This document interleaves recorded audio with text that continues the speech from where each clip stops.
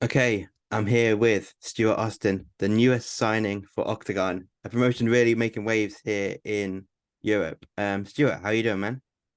I'm good. I'm good. Thank you. I'm very excited to join the team. Yeah. I see you obviously at Fight Zone. We see it behind you. How was the session today, man? Pardon, sorry. How was the session today? Yeah, it was good. It was good. We were with a few of the big boys. I got good amateur Shah Kamali, who I was training with, and undefeated pro Mario Pinto. So like I have a lot of good fat boys, heavyweights to work with. So yeah, we had a lot of fun. It was a big grappling session today. Awesome. Obviously we got the news last week or the week before that you've signed with Octagon now. Last year we saw you with the PFL, so I'll hand it over to you. Just talk about how this deal came about. Yeah, I mean, like to be honest, it was very easy. So like towards the end of my PFL contract, they were basically they decided they're not doing a heavyweight division in Europe. Um, and they asked me about light heavyweight, and honestly, like I've done light heavyweight 3 times, and it was a really bad weight cut for me. I mean, I'm about 115 kilos at the moment. Um, that's about 255. So getting to 205 for me is like it's absolutely insane.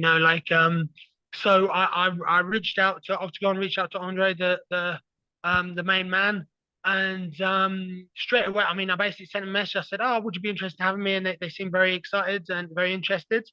Um, and they pretty much we were negotiated, and it was all smooth sailing. I asked for something, they said, "Yeah, we'll have to give you what you want."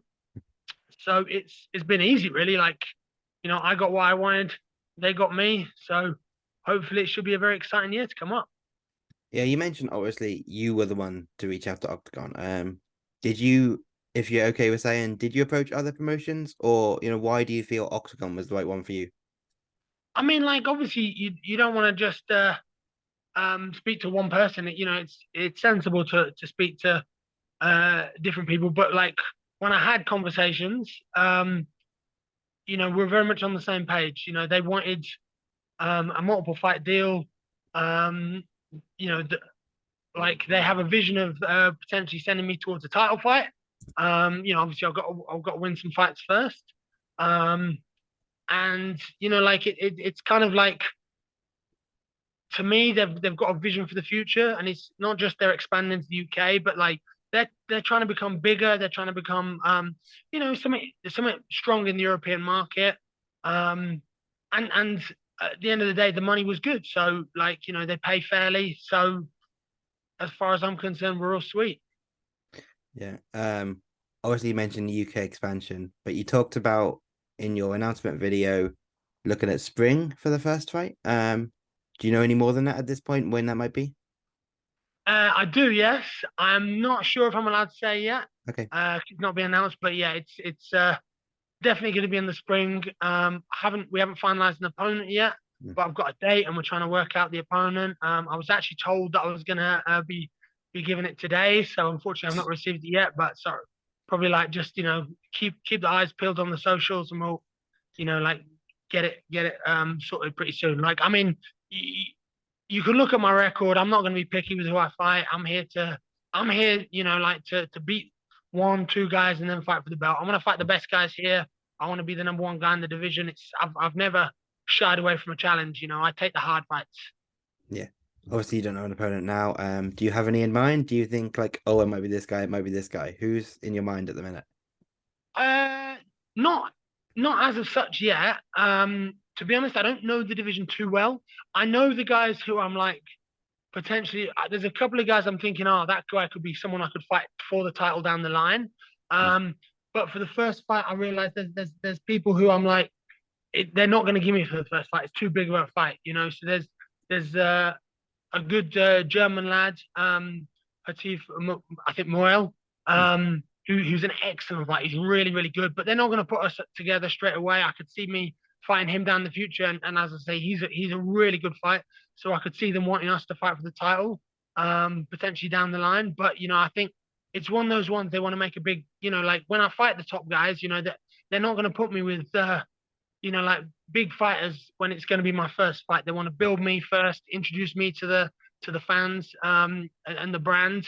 And then once I've got one or two under my belt, then we can start talking about some of the big fights, and some of those guys are absolutely excellent. So I'm really excited.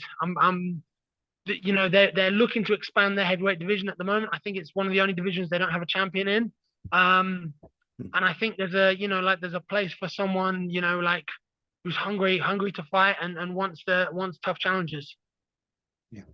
Um, and then obviously you talk about the UK expansion. What would it mean to you to get on that UK card? Obviously, we saw you in the UK last year with PFL, but you look at the crowds Oktagon can pull in Europe. What would that mean to you to represent the UK for that company and then on a show in the UK as well? I'd be huge. I've only fought in the UK like twice in the last 5 or 6 years.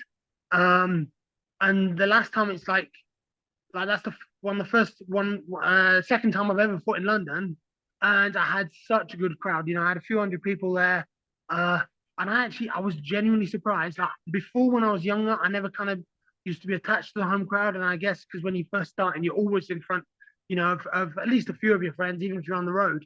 But going from basically always being in people's backyards, like after fight, I was like tearing up. I was getting emotional. I was like, oh my god, people love it. Just because people were so nice, like it wasn't just, the few hundred people I had, it was also like just everybody, all the English and UK fans just went wild when I came out. There was some serious noise going on, and my takedowns and stuff like that. People were getting excited, so it was amazing for me. It's probably like emotionally, it was like probably the happiest I've ever been to win a fight, and it's even though it's probably not the biggest fight of my career.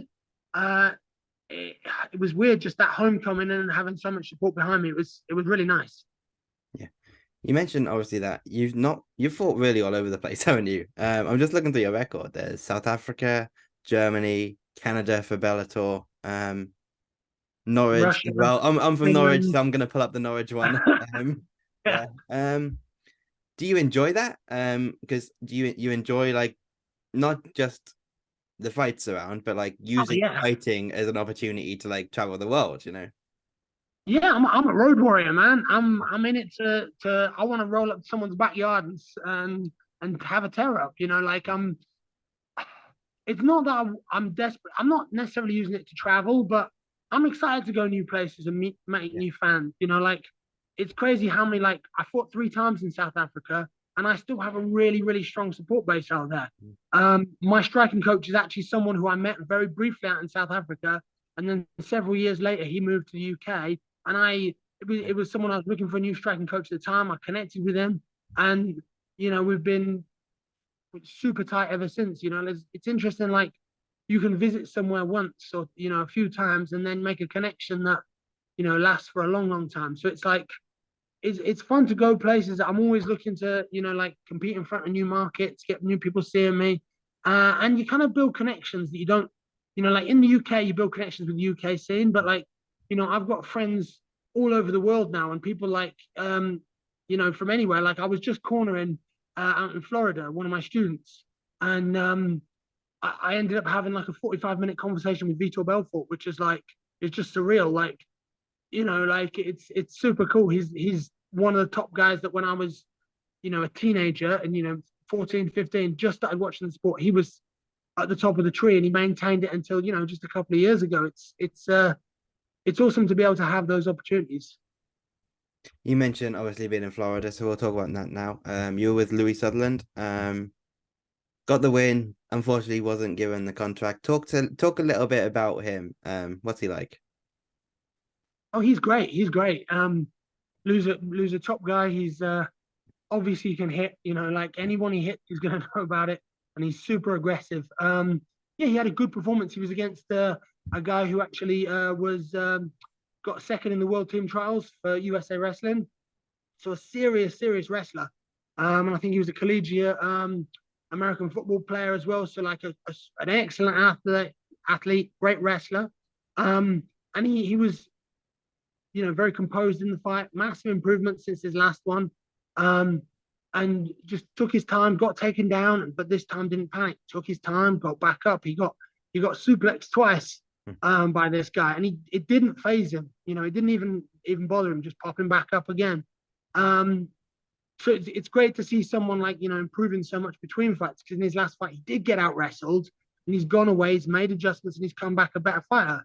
And it's funny, like kind of in these stages of my career, like it feels like everyone's like, oh, it's like you're nearing the end, you're nearing the end. Like I'm only 34, but it feels like I'm older because I've been a pro for so long, and I've now got this stable of guys, a stable of heavyweights who are like, I'm gonna have guys who like what lose in the PFL, and then I've got Mario is going to be fighting for levels soon, and he's going to be winning belts internationally. I personally think that Shah is the best amateur heavyweight, certainly in the UK at the moment, and he's going to be, at some point this year, he's probably going to be going pro. And it's right now in my stable of guys, I've got, some of the best guys in Britain already, and then it's going to be 3, 4, 5 years time. I'm gonna have world class guys myself. So I think I'm going to be pushed out and retired by those. I'm not going to be able to keep up with them in the room. They're going to be nice to the old man, but it's fun, man. Like I'm in a great place right now, and I've got a great team around me. So things are just getting better every day. Yeah. I was looking over your record before we did this. One fight I want to talk about, 2015, you got a win over Tom Aspinall. Yeah. Talk to me about that Yeah. one. Like, obviously, we've seen what he's gone on to do now. He would have been young then. Talk to me about that fight, and then could you have foreseen the levels he's got to now? Oh, 100%. Yeah. Um, at the time I fought Tom, it was under Bama, and I was actually on a 2-fight losing skid. It was the first fight I'd lost of my career. Then I came back and kind of got done on a decision in a fight that I should have comfortably won. Um, but it's just one of those things that happens. And then like you go from undefeated to a 2-fight skid, and they offered me Aspinall, and I'd heard about him because he was undefeated as an amateur, and I think he was maybe 3-0 as a pro.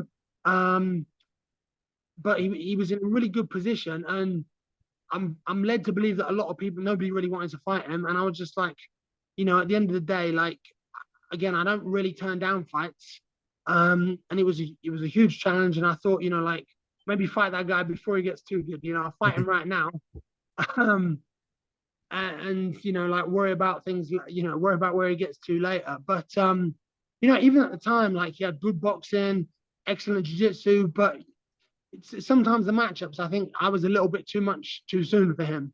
But he's a top guy. You see where he's gone from here. He's a world class fighter.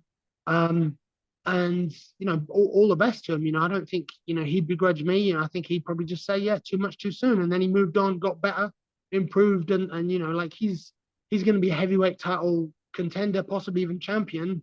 Like his whole career is huge. I'm so excited for him. Like I'm all for UK guys doing well. Okay, so a big part of Oktagon's expansion into the UK is Paul Smith, a comedian who's having an MMA fight basically. What are your thoughts on that? I'm always excited for celebrities coming into MMA and boxing. I personally think that it's only a good thing. Obviously, I've not met Paul or seen him train, so like his skill set will be kind of remain to be seen.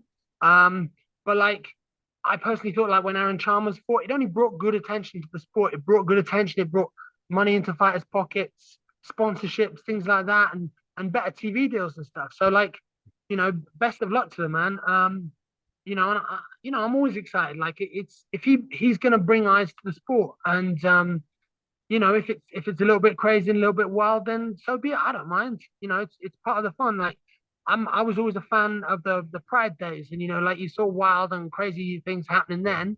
So like I'm excited. Like I think Octagon are pretty smart with the way they're operating. They're slowly expanding. But like growing at a sensible rate. They're not trying to like run before they can walk, but at the same time that they want to have a bigger market share and be in front of more eyes. So I'm excited. More people, if more people watch me, it's only going to be a good thing. Yeah. Just finally here, when people tune into Octagon in the spring and then hopefully on that UK show to see you fight, what can they expect? Takedowns. I'm gonna pound someone. Yeah, senseless. Honestly, I'm ground and pound, beat them up. Yeah. Yeah. Um, and it's gonna be at a high pace, high pace, especially for a heavyweight. Um, once my engine gets going, like I tend to operate at a higher pace than most heavyweights can handle. And I tend to put on, like big damage to my ground and pounds. And if he turns his back and gives me his neck, I'll take the choke. But most likely, I'm gonna, you know, I assume a win via TKO or KO on ground and pounds. It's gonna be big damage though. Awesome. I want to thank you for the time today, Stuart. Congrats on signing with Octagon. Best of luck. Thank you very much.